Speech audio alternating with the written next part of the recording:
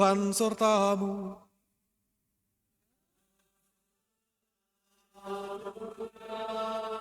Inilah Injil Yesus Kristus menurut Santo Matius.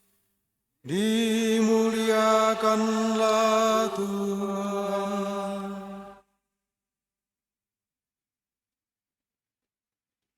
Dalam khotbah di bukit, Yesus berkata, "Kalian telah mendengar bahwa disabdakan, kasihilah sesamamu manusia dan bencilah musuhmu. Tetapi aku berkata kepadamu, kasihilah musuh-musuhmu, dan berdoalah bagi mereka yang menganiaya kalian. Karena dengan demikian kalian menjadi anak-anak Bapamu di surga. Sebab ia membuat mataharinya terbit bagi orang yang jahat, dan juga bagi orang yang baik. Hujan pun diturunkannya bagi orang yang benar, dan juga bagi orang yang tidak benar. Apabila kalian mengasihi orang yang mengasihi kalian, apakah upahmu? Bukankah pemungut cukai juga berbuat demikian?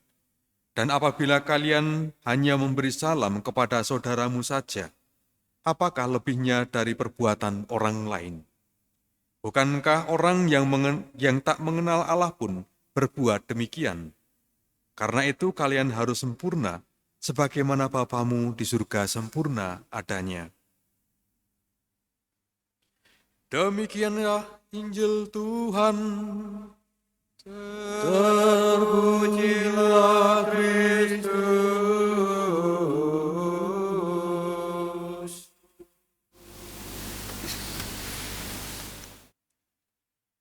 Kasihilah musuh-musuhmu.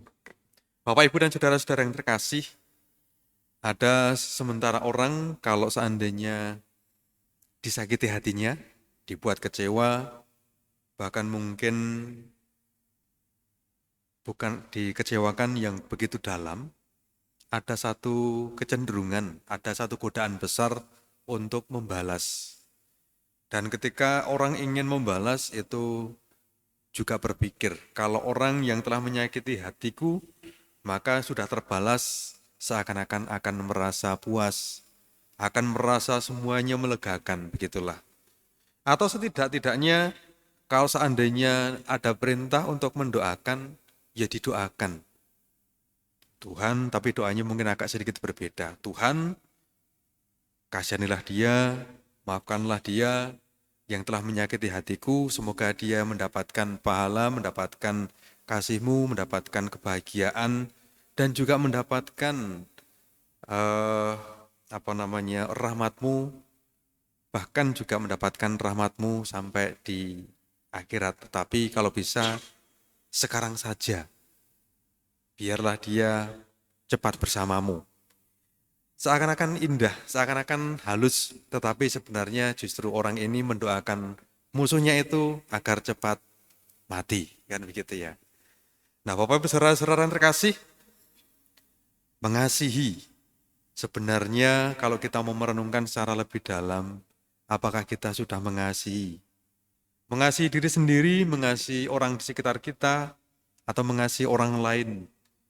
Jangan-jangan kita itu mengatakan bahwa kita mengasihi, tetapi ternyata justru kita dan yang kita lakukan justru menyakiti.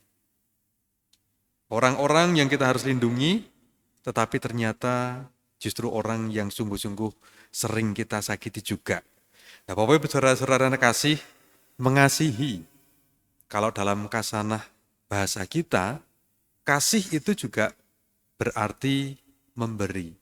Saya kasih Anda, saya kasih kamu, berarti saya memberikan sesuatu hal kepada orang lain. Maka dengan kasanah yang seperti ini, Romo mungkin agak sedikit lebih condong menggunakan mengasihi itu berarti memberi sesuatu hal. Kalau yang mengasihi dalam konteks Tuhan ini, memberi yang terbaik dari dirinya. Misalnya dalam konteks hidup berumah tangga pun juga demikian. Mengasihi bukan hanya sekedar orang itu mengatakan yes I love you, aku cinta padamu, tetapi harusnya lebih daripada itu. Mengasihi itu juga berarti bahwa pemberian diri seutuhnya. Sama seperti halnya Allah, seperti halnya Tuhan, seperti halnya Kristus itu juga mengasihi kita dengan sebuah pemberian, dan pemberian yang terbesar adalah sama seperti yang disabdakan.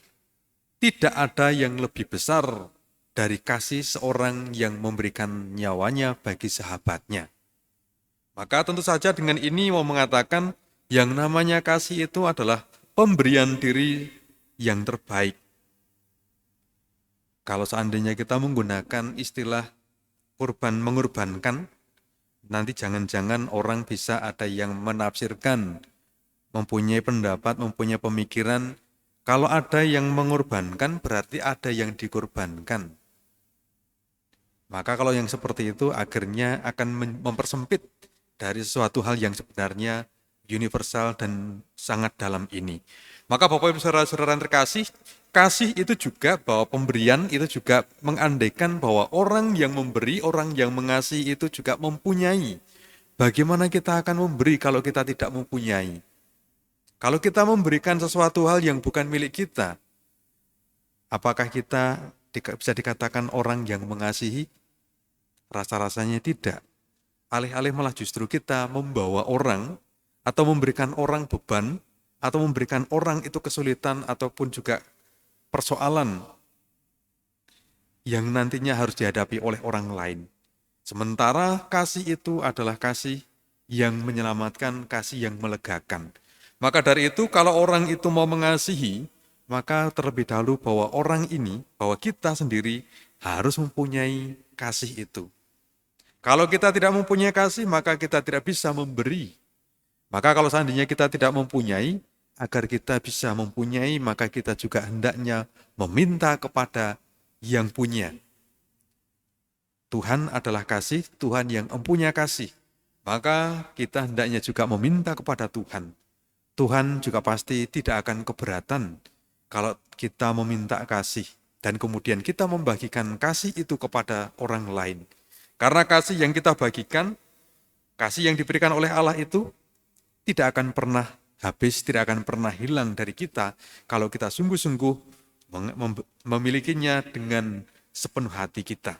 Maka Bapak Ibu Saudara-saudara terkasih, mari kita hening sejenak. Kita merenungkan sabda Tuhan ini. Mengasihi itu gampang diucapkan tetapi tidak mudah untuk dilaksanakan. Karena inilah pemberian diri seutuhnya dari hidup kita, dari diri kita.